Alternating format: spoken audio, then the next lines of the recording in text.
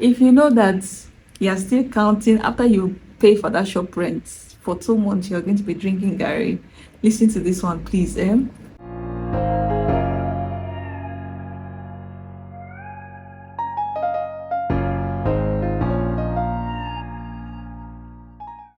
guys, welcome back to my YouTube channel. It's your girl Okara Obong. I don't even know why I'm doing all of this. Anyways, forget that. Welcome to my channel. If you're new to this page and you haven't subscribed, I don't know what to say to you because like you're missing out. Anyways, when you realize that, you hit the subscribe button. Please subscribe. Anyway, so today I'll be talking about things I wish I knew before I got into fashion. So I'm a fashion designer based in Abuja, and I have been doing fashion unofficially I've been doing fashion for about maybe 6 years or 7 years, no more. Then officially I've been doing fashion for 5 years, and these are the things that I wish I knew earlier. I wish someone told me. I wish I did more research, and I'm telling you this so if you're an upcoming fashion designer or you're already in this space and you're making these mistakes, maybe you can learn from it. So let's get straight into it. So the first one will be not renting a shop immediately you start your business, right? This is one mistake I made, because as a Nigerian, it's like a thing of pride when you say you're starting your business and outright you've gotten a shop space. Everybody's like, yeah, she has arrived, she's into business. But that's one of the worst mistake you can ever make. That was a mistake I made, and I'm going to explain why it's not advisable in my own suggestion.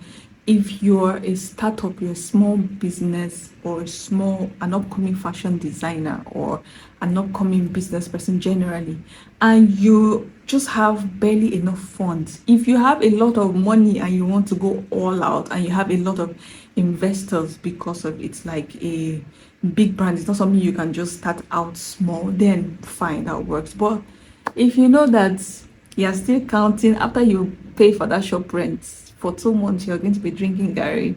Listen to this one, please. So I'll tell you guys about my own journey, right? When I started, the first thing I did was I got a shop space outright. I got some sewing machines, and I just thought, right, okay, because I know I have good designs. and definitely I'm just going to sell out like that. I had no business background whatsoever. I had no business training. I had no plan. The plan was just outright off from my head, and I was like, yeah, all I need to do is get some machines, make nice clothes, and people would buy.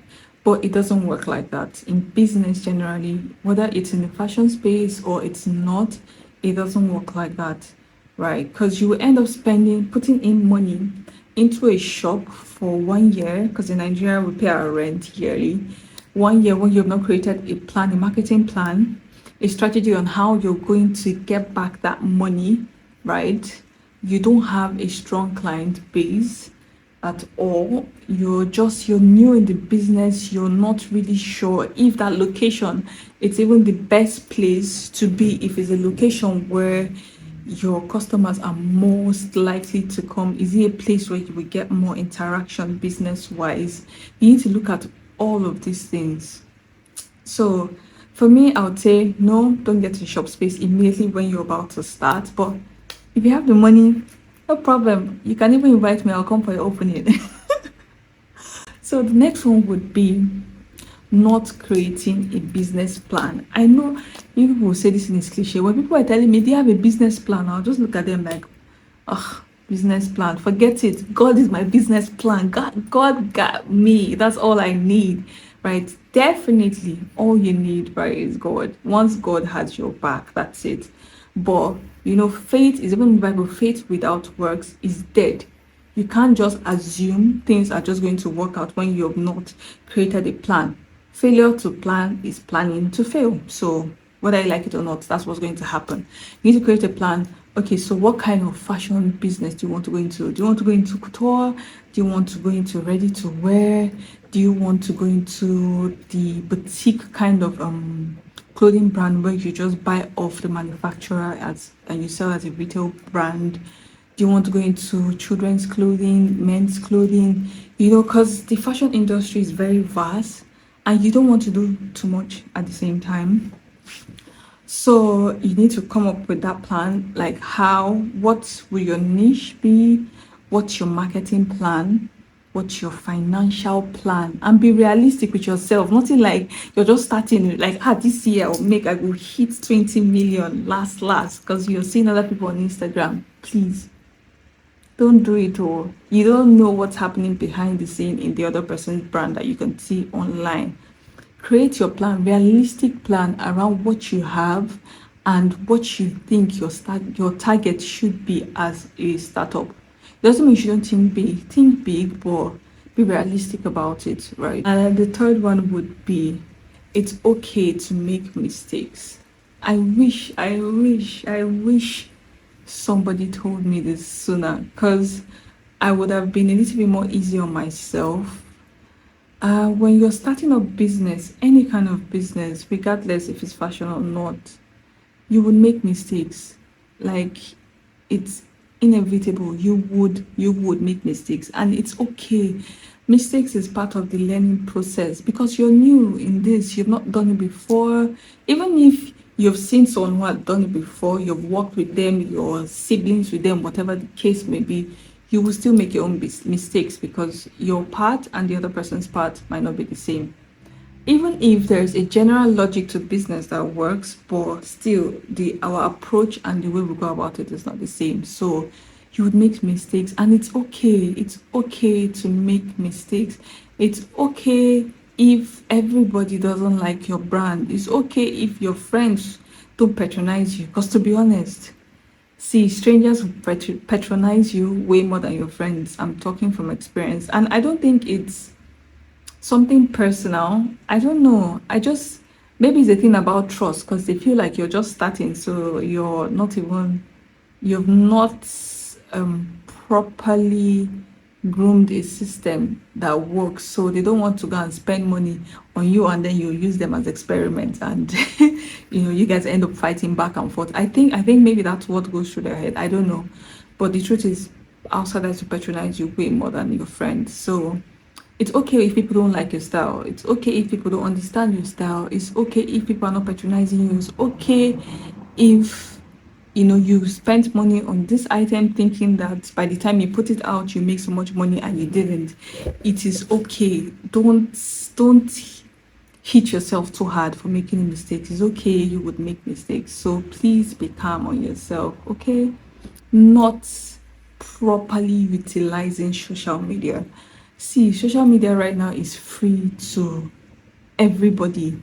And don't just be the type that will go to social media just to go and scroll and look at other people's pictures and insult them, especially if you're an upcoming business person. You can properly utilize that tool because right now, everything or almost everything has gone digital, right? And you can sell yourself so well online. So you need to utilize social media a lot. This is something I did not do. When I started, Instagram was still starting about that time, but things like Facebook was a hit, but I wasn't really utilizing it. I wasn't posting content. I wasn't showing people what I could do. I just kept it close to family and friends. And when they don't buy, I get so angry with them. Like, you don't want to patronize my business.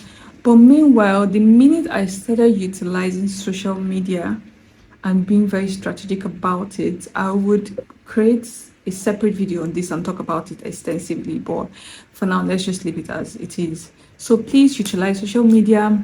Know how to get your target audience or the people you're targeting at to make sales.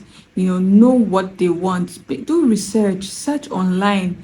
The internet is there for you for free. All this information is out there for free on YouTube, on Google, on Instagram, on Facebook. They're just there. So all you need to do is just search for it and you'll find it. So please Don't be like me. Don't make my mistake. Utilize what you have for free. Next one for me would be looking down on your brand, right? I made this mistake, and sometimes when I think about it, I feel like just sitting myself down and just, flogging. I just flogging myself because I thought I was an upcoming brand. I was an upcoming brand, and I allowed a lot of people to, in quotes, use me and use my brand. So when I say use me, like use my services in terms of fashion for free or for peanuts, because I thought I was upcoming, so I didn't value my brand. I didn't place any value. And the value you place on yourself, on your brand, on your business, that's the same thing that would exude out. That's what people would see, and that's what they will buy into. So as much as you think that you're a startup, create a standard for yourself. If your outfit are 20,000 naira, it's 20,000 naira flat. Unless if you're maybe doing some kind of sales and the discount is determined by you, not by your friend or by your customer or blah blah blah. It doesn't mean if a customer is like, let's say a customer wants to buy a lot from you, you would not give them some kind of discount as like an incentive for, okay, you're first time and you're buying so much. Yeah, that's okay. But when you fix your price, that means you've calculated your costs, you've calculated the whole time and process put together in that production for that particular outfit, and you've added your profit that you feel is deserving of your work. Don't let anybody start pricing you. 20k is too much, but if I check my friend will do it for me 15k. If I check this person's platform, they'll give it for me for 5k. No problem. Go and meet them. Go and meet. You've seen someone that will do it cheaper. No problem. Go and meet them. Go and get cheaper. Do not ever undersell yourself or your brand for anything. Create a value for your products. The value you put in there is the value people would see. Trust me. The minute you feel like they can talk to you or they can pressure you to shake your price or to bring down the cost of the service they're asking you for, and you fall for it, it will continue like that. So please don't make that mistake, okay? For me, there are so many others, and maybe I'll do a part 2 for this because there are like so many lessons I'm still learning till this point, and you never stop learning in life. That's just the truth. But when I was starting up, these are key things that I wish I knew. Please, another very important mistake I made while I was starting up was not telling people to subscribe to my channel. Subscribe to my channel, please, okay? This would really encourage me. If you're new here, please just hit the subscribe button and the notification button and the share button if you're nice enough. So thank you, that really encourages me. So don't forget to subscribe, okay?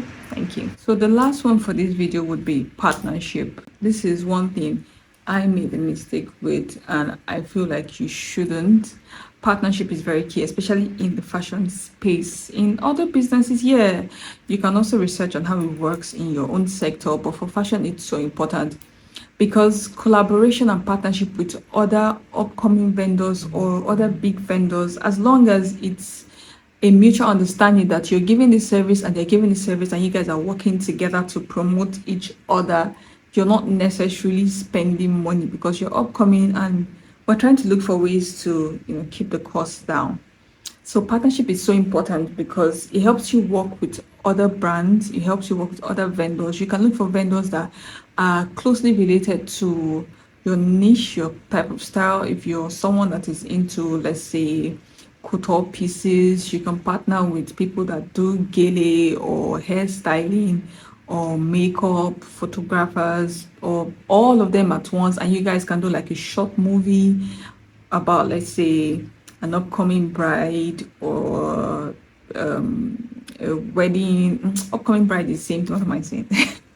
An upcoming bride, or like a birthday shoot, like a short storyline around it. Or you guys can just do a different looks that you can achieve when you're trying to do so and so occasion. So that way you guys are working together, you're promoting each other on each other's platform, and that way that can give you more visibility because the people on their platform might see that, okay, they like what you're doing, and they'll end up navigating towards your own page to sort out your service or to buy that product you have to offer. So do not be afraid to partner. Sometimes you can even partner with another fashion designer. I know fashion designers, sometimes they can be selfish with their information, or they don't want to partner, but there are still others that are willing to do that. But partnership is so important. It's another avenue that you can get more visibility on other people's platform without paying for it, while you're also showcasing your product. I hope that makes sense. So this is the last tip for me for this particular video. So this is the end of the video. Thank you so much for watching.